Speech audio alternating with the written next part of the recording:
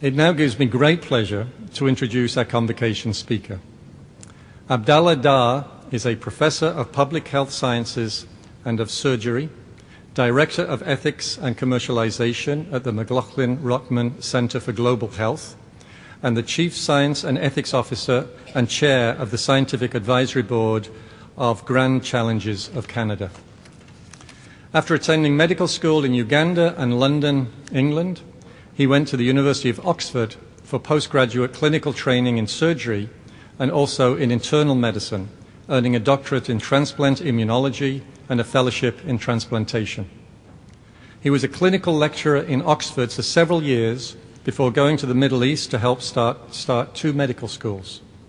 He was the foundation chair of surgery in Oman for a decade before coming to the University of Toronto in 2001.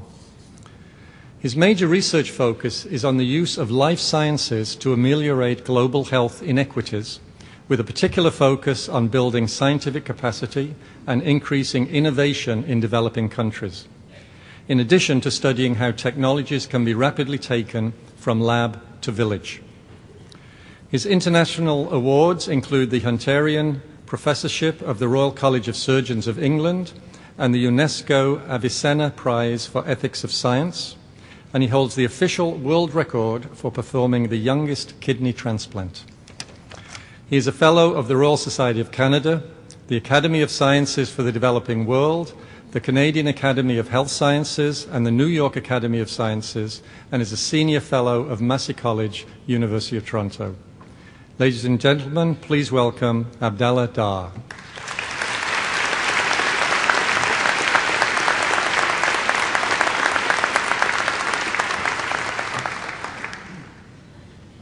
Chancellor, Vice President, Principal, members of the procession, honored guests, parents, and most importantly, graduating students. Let me start by congratulating all of our graduating students for your hard work and success in getting here today.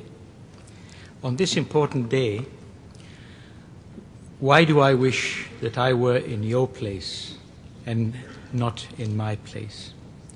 Because there is more uncertainty in your lives, and that means more promise, a greater flutter of the heart, more likelihood of more silos being shattered, a more equal and just world. Among you are those so privileged you came to this great university almost by birthright. Others have struggled and sacrificed greatly to get here. Your individual stories are fascinating, yet you share many wonderful values. Your generation is less likely to judge others by wealth or background, religion, sexual orientation, or skin color. Let me tell you a story.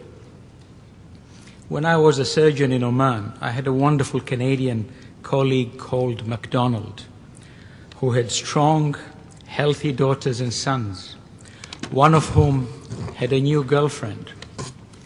He called home one day to say he was bringing Jane for dinner, and when they arrived, the parents had a slightly quizzical look and called the son aside. And Dr. MacDonald said, "Why didn't you tell us on the phone Jane was black?" The son replied, "Dad, I hadn't noticed." That is one reason why I came to Canada and why this is such a great country.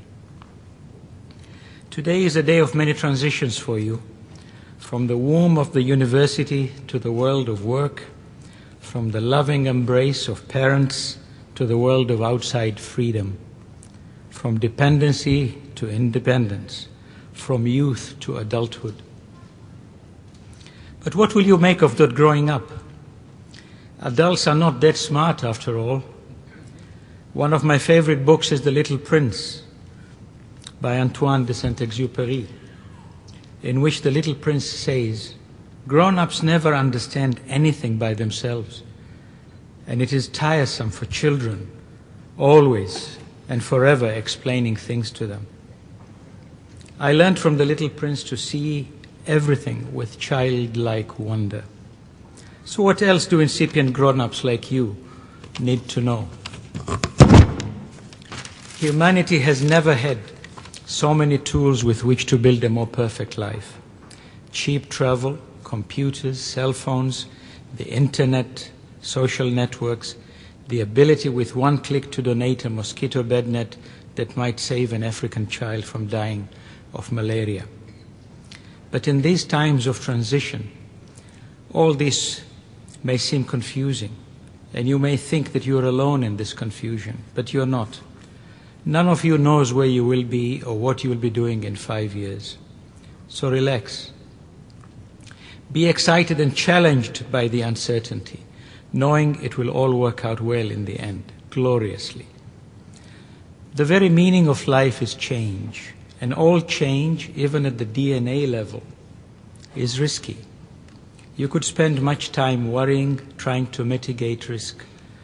You will not always succeed, and if you try to mitigate every risk, you will mitigate the very joy out of life. There will always be black swans. Learn early what's important and what's not, and don't sweat the small stuff. Learn to listen to your inner voice, and if it says, take that fork in the road, take it. And if that turns out to be wrong, learn from the experience and move on. That inner voice in time will help you distinguish calculated risks from recklessness. But first you need to foster that inner voice through sincere and honest reflection. Don't sleep without reflecting on your day's actions and their motives. That inner voice will become your best friend.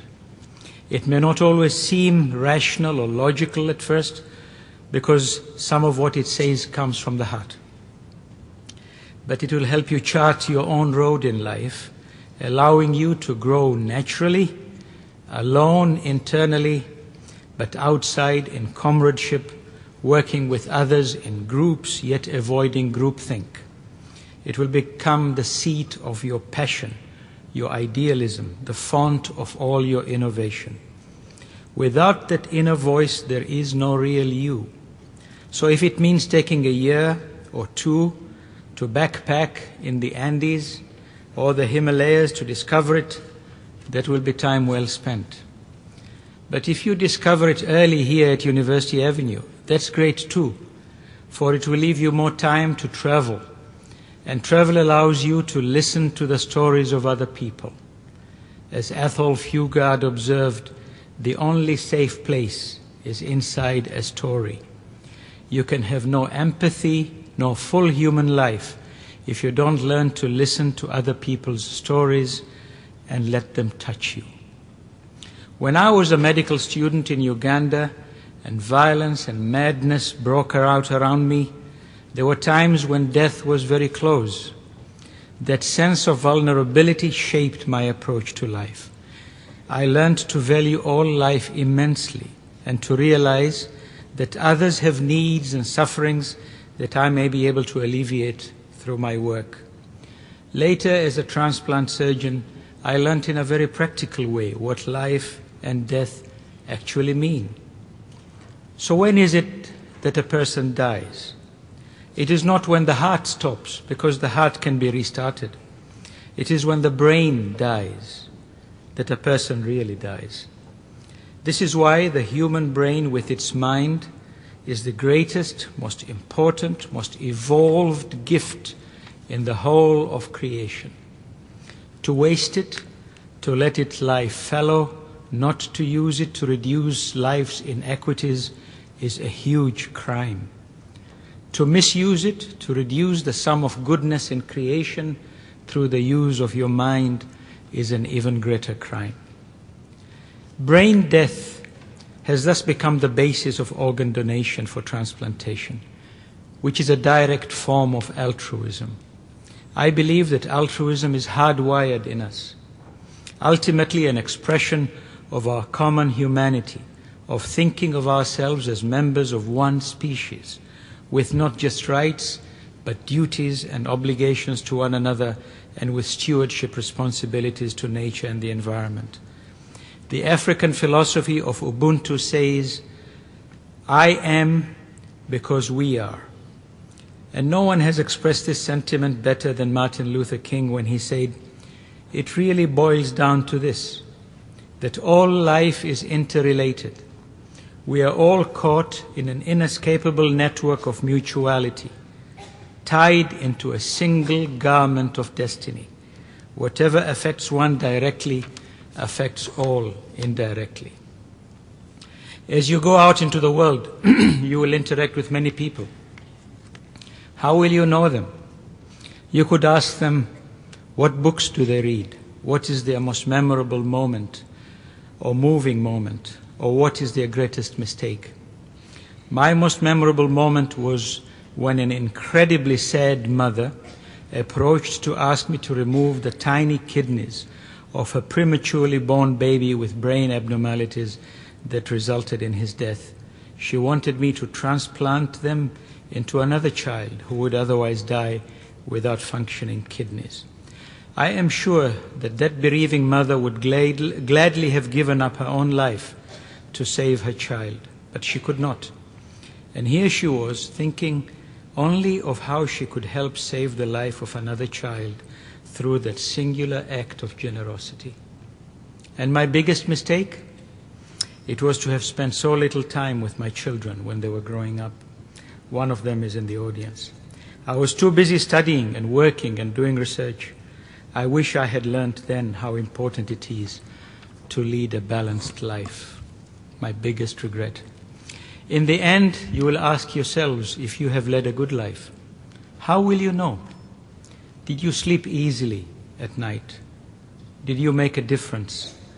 Were you part of a community? Healthy food, exercise, not smoking will increase your life expectancy to some extent.